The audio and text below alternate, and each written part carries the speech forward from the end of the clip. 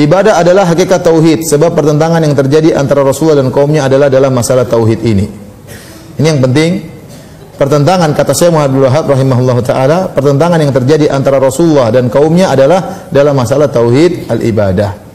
Makanya ya Allah berfirman wala qad ba'atsna fi kulli ummatin rasulan an ibudullaha wajtanibut taghut. Sungguh kami telah mengutus setiap umat kepada setiap umat seorang rasul yang mengatakan sembahlah Allah dan jauhilah taghut. Jauhilah taghut ya.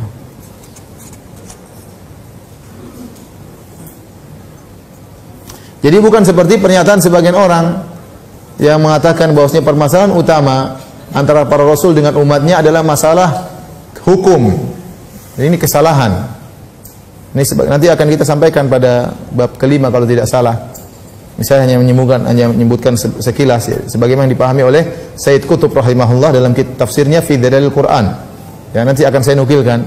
Beliau mengatakan bahwasanya permasalahan utama antara para rasul dengan umatnya adalah masalah hukum.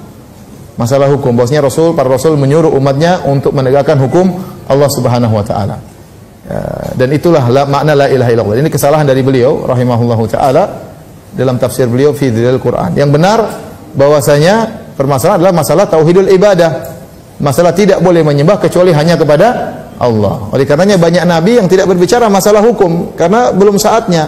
Contohnya Nabi Isa alaihissalam diutus di tirani di zaman pemerintahan orang-orang Romawi. Dan Nabi Isa tidak kemudian memberontak terhadap orang-orang Romawi tersebut, tidak.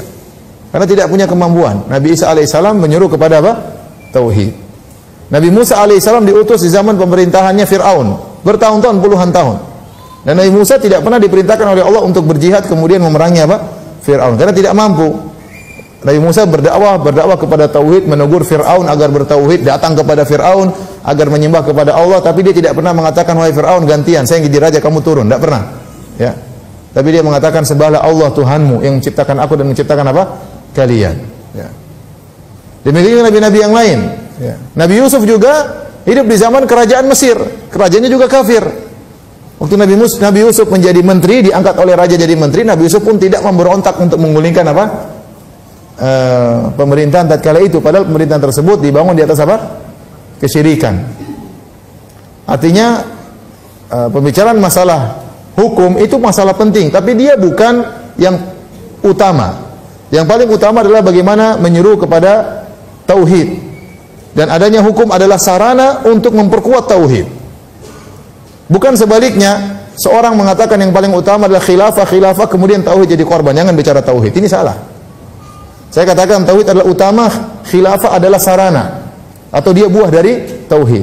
Bukan sebaliknya, seorang bicara tentang khilafah sementara tauhid jangan dibicarakan. Supaya kita bisa punya masa untuk terus, kalau ente tidak bicara tauhid terus ngapain?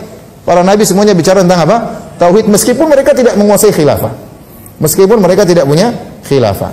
Jadi jangan disalahpahami, la ilaha illallah artinya la ma'budu bihaqqin illallah. Tidak ada yang disembah kecuali siapa? Allah. Bukan tidak ada yang menjadi hakim kecuali Allah. Ini penafsiran yang masih kurang, tidak sempurna. Ini kesalahan dari Syekh Sayyid Qutb rahimahullah dalam kitabnya Tafsir Fi Dalail Quran. Insyaallah nanti kalau kita sampai pada bab kelima saya akan nukil perkataan beliau rahimahullahu taala.